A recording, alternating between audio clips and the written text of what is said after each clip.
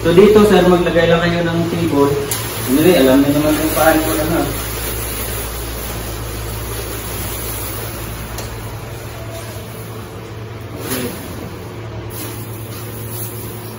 Ay, laon. Laon, medyo ano na eh. Luma na sir. So, ang una lang natin pandarin ito. Pandarin muna natin ito. Tapos dapat naka-close mo na yan. Close yan. So, paandarin natin ito. And then, ito. Ito may gulong to. Pero yung ano, bago wala. Kasi para pwede natin malaki natin ito. At saka yung natin yung sa bagong ito, nakaka, marami yung gulong. Kaya yung bagong natin.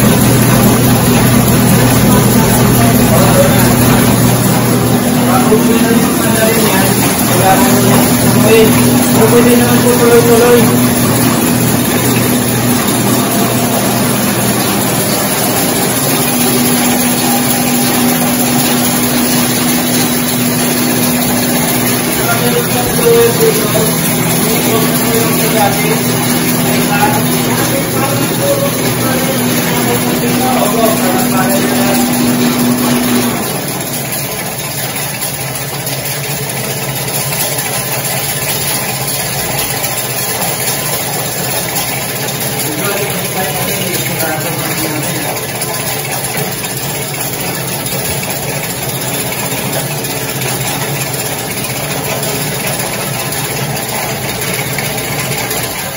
Okay. Malaking motor. Paandarin muna natin to. And then bago natin ito paandarin yung maliit, dapat aakyat muna yung ampere meter. Opo, tingnan muna natin. Huwag po na paandarin tapos paandarin naman ito, hindi muna. Kailangan muna natin paakyatin yung power supply niya.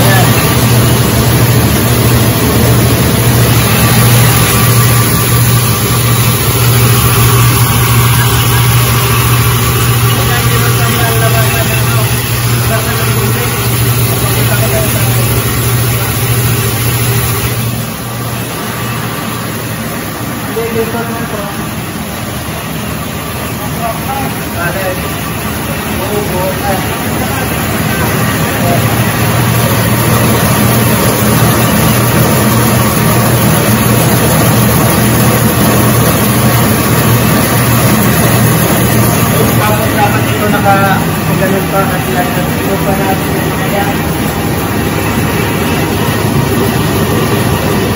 ito control ito naka-ground na rin lang ito kapag gusto nyo pa pumiliin para patunganin ito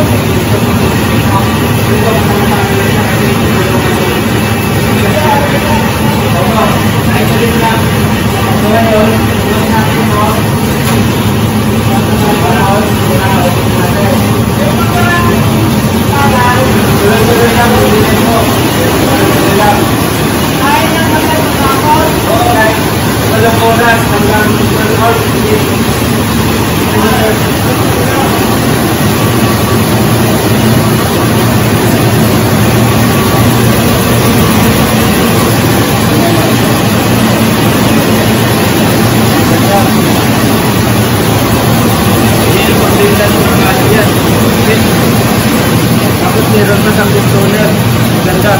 Number 2 pa yan ha, lalo na kung ilagay natin sa number 3, mas napusukat yan.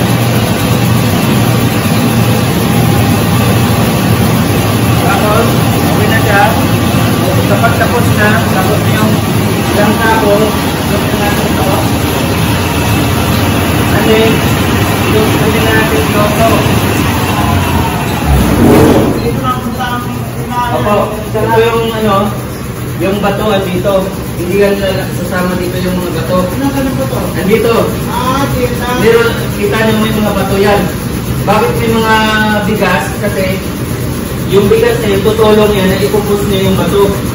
Yun yung purpose. Kahit ilang sako yung ipapikos natin, Kaya hindi lang kaya marami. ganyan lang karami yung bigas. So ang gagawin natin, ipupus natin ito habang nag-aandar ito. Pupus natin yun, doon lalabas yung bato. Ayan. Ay, bigas. Tingnan mo doon, may mga bato. Yan, hanggang ubusin niya yan. May lahat ng mga kahit pino, kahit buhangin, isi-separate na po dito.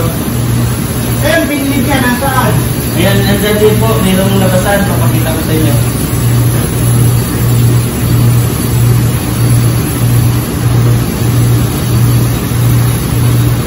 Yan o, may mga bato.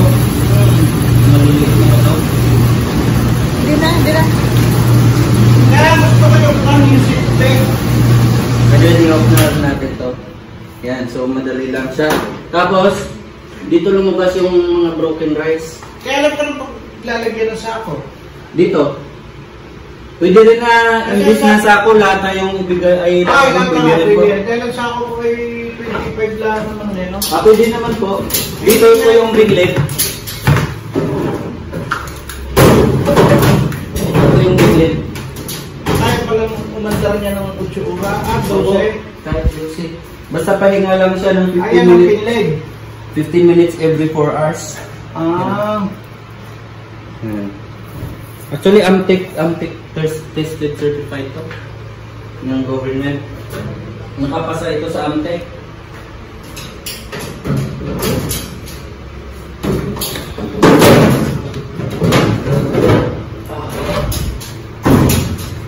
Kaya lang naman po. Ito po yung ano natin. Ang pinakamabilis lang na palitan, ito yung urethane. Hindi na pala ako. Kasi yung akin, Rubber Rose, di 4 yan. Di 4. Diba kung masini mga ganito ka nakusulit.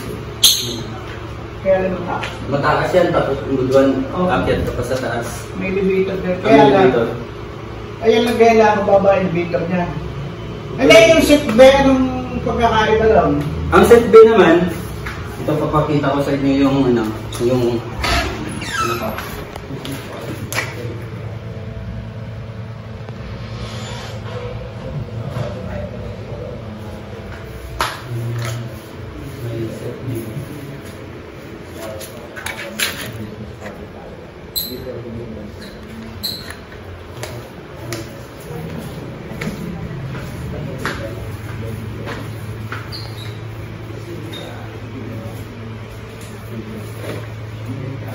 Ito po sir, yung set B. Hello po sir. So, ito po yung Shinong rice mill machine. At makikita niyo dito, yan po ay labasan ng darak po. Diyan po lalabas ang darak. Nilalagyan namin ng sako para po diyan na po yung lagayan. Pero po sa inyo po, pwede po customize po kung depende po sa inyo kung paano na po gawin yan. Dito naman po sa kabila, labasan ng ipa. Papunta doon. Labasan na po yan ng ipa. Okay? At ito, labasan ng mga dumi. Dito naman po lalabas yung mga bato. Dito naman po yung mga broken rice. Diyan po. Broken rice. Dito labas yung bigas. So, yan po sir.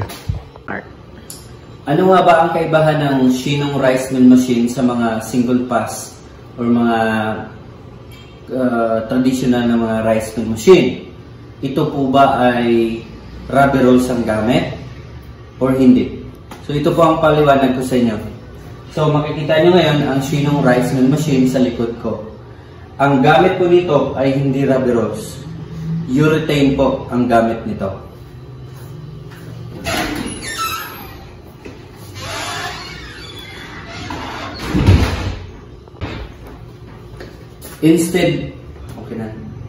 Instead na rubber rolls yung ginagamit natin, ito po ay tinatawag na urethane. Urethane po ito. At ito ay isa sa consumable parts ng Shinong rice mill machine kasama rin po yung screen polisher at yung mga impeller. So, pero ito yung pinaka, instead na rubber rolls, urethane po ang gamit natin sa Shinong rice mill machine.